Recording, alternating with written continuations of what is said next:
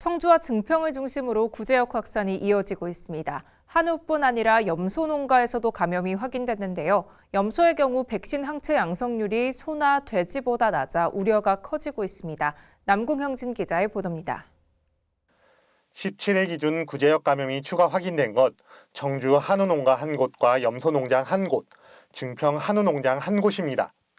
청주 한우농장과 염소농장은 구제역 최초 발생 농가에서 각각 2.4km, 1.8km 떨어졌고, 증평 한우농장은 증평 최초 발생 농장에서 100m 떨어져 있습니다. 이 농장들은 의심 신고 없이 방역당국의 예찰과 방역대 농장 검사 과정에서 감염이 확인됐습니다. 한우의 다른 가축이 구제역에 감염된 것은 처음으로 도내 발생 농가는 소 9곳, 염소 1곳 등 10곳으로 늘었습니다. 지역별로는 청주 8곳, 증평 2곳인데 청주에서 마지막으로 확진된 한우 농장은 증평 한우 농장과 역학관계에 있습니다. 지난 11일부터 살처분된 소와 염소는 모두 1,200여 마리에 달합니다. 이처럼 청주 밖 지역에 이어 종별까지 넘으면서 확산세가 커지는 것 아니냐는 우려가 나옵니다.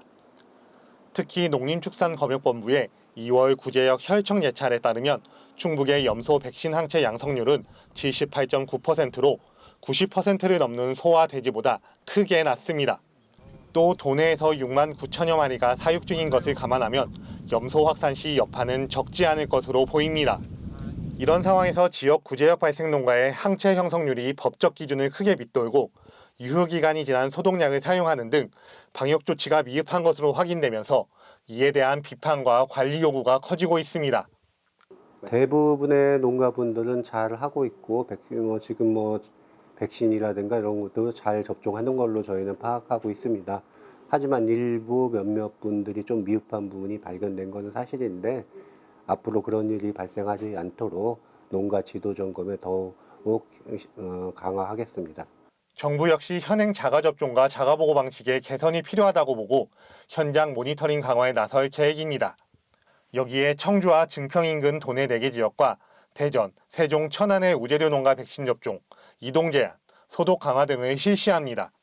실제 접종이 다 이루어졌는지라는 부분을 좀 확인을 하고 그리고 나서 모니터링 물량을 현재는 전체의 한 4% 정도만 하고 있는데 그걸 한 8% 정도까지 늘려서 소 2회 가축에서도 구제역이 발생했지만 이를 다른 지역 확산 가능성으로 볼 수는 없다는 것이 방역당국의 판단. 하지만 지역 내 확산세가 수그러들지 않고 긴급 백신 접종 뒤 항체가 형성될 때까지 며칠의 시간이 필요하면서 살얼음 판을 걷는 분위기가 이어지고 있습니다. HCN 뉴스 남궁형진입니다.